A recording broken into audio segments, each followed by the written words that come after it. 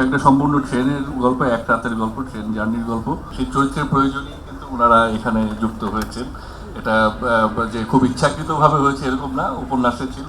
অভিনয় করা কিন্তু খুব সহজ ব্যাপার নয় আমরা যেরকম ভাবি। আসলে খুব সিনসিয়ারলি কৃতজ্ঞতা জানাচ্ছি, কারণ আমার আগের যে ছবি উৎসব, আপনাদের সহায়তা না পেলে ছবিটা হয়তো আরো মানে সেটা সাকসেসফুল করার জন্য আপনারা অসম্ভব আমাদেরকে সহযোগিতা করেছেন, এবং সেই সহযোগিতা আমার এই ছবিতেও চাই।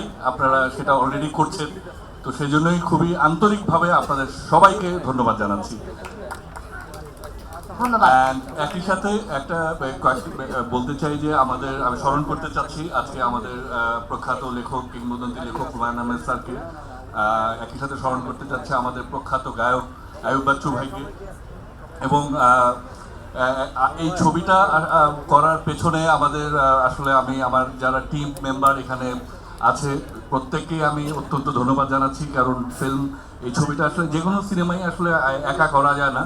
মানে এক্সেপশনালি হয়তো দু একটা হতে পারে, কিন্তু সিনেমা কিন্তু আমাদেরকে একসাথেই করতে হয়, এবং সেই একসাথে করতে গিয়ে সেটা যখন সবাই একই কি বলে ইয়েতে থাকে, তখন কিন্তু ছবিটা ভালো হয়।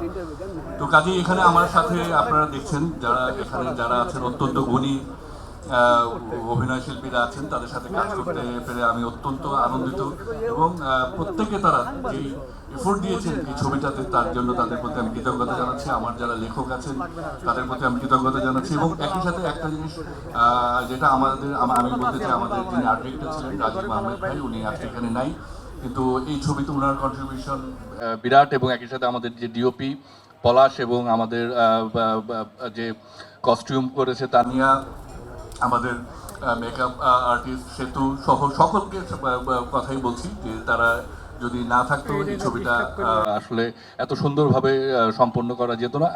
ছবি আমি আশা করি যে দর্শক হলে গিয়ে দেখবেন, আগের মতোই ভালোবাসবেন। আর আরেকটা বিষয় সেটা দিয়ে আমি শেষ করতে চাই যে আসলে এই ছবিটার পেছনে যারা কাজ করেছেন তারা তাদের 100% এফোর্ট দিয়েছেন, 100% সততার সাথে কাজটি করেছেন। তা আমার মনে হয় যে সেটা পর্দাতেও সেটা দেখা যাবে। এটা একটা সম্পূর্ণ ট্রেনের গল্প, এক রাতের গল্প, ট্রেন জার্নির গল্প। ট্রেন স্পেস হিসেবে খুবই সিনেমাটিক। আমরা জানি যে পৃথিবীতে অসংখ্য ছবি হয়েছে যেখানে সিনেমাতে আপনারা দেখবেন যে ট্রেন থাকে, এবং ইনফ্যাক্ট পৃথিবীর প্রথম সিনেমাটি যদি আমরা দেখি, arrival of the train, Lumiere ব্রাদার্সে করা, সেটাও কিন্তু একটা ট্রেন এসে স্টেশনে দাঁড়িয়েছিল, সেটি ছিল পৃথিবীর প্রথম ছবি। এই সব কিছু মিলিয়ে, এবং এই ট্রেনের মধ্যে অসংখ্য চরিত্র ছিল যেটা হুমায়ুন আহমেদ স্যারের লেখাতেই ছিল, সেই চরিত্রের প্রয়োজনই কিন্তু ওনারা এখানে যুক্ত হয়েছেন। এটা যে খুব ইচ্ছাকৃতভাবে হয়েছে এরকম না, উপন্যাসে ছিল।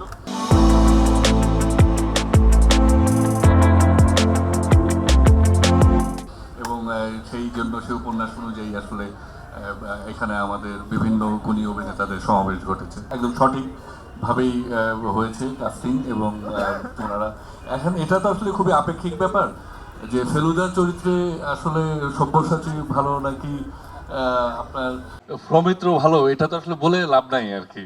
এটা কিন্তু আসলে যারা পাঠক তাদের তো বিভিন্ন ইমাজিনেশন থাকবেই, তাদের মধ্যে চাওয়া পাওয়া থাকবেই, সেটা তো আসলে আমাদের কারোর নিয়ন্ত্রণে নেই, কিন্তু এটা থাকবে। আমার মনে হয় যে এটা একটা ভালো ব্যাপার।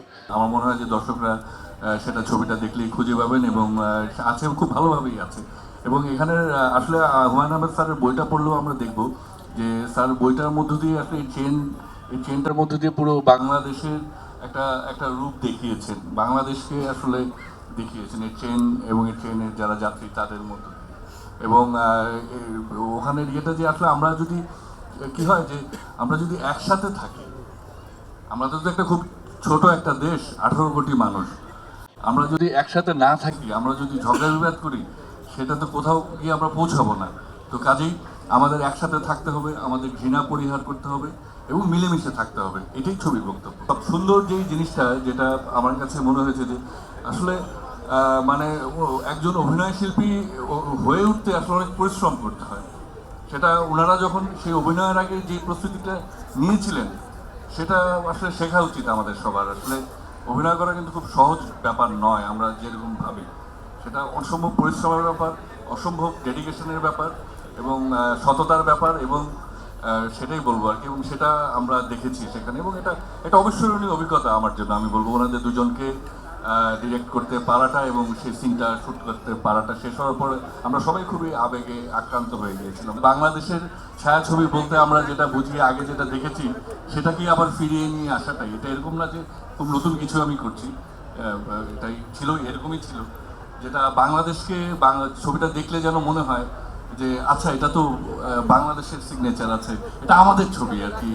আসলে মূলত সেই জন্য আমার কাছে মনে হয়েছে যে এটা শুধু কাস্টিং বা হুমায়ুন আহমেদ বা সবাই বাংলাদেশি এইরকমের না, আসলে এটা আসলে সিনেমার জায়গা থেকেই যে এটা আমাদের সংস্কৃতিকে, আমাদের মূল্যের ভাবনাকে, আমাদের জীবনাচরণকে রিপ্রেজেন্ট করে, তাই আসলে এটা 100% খাঁটি বাংলাদেশ এবং মৌলিক, এটা অবশ্যই।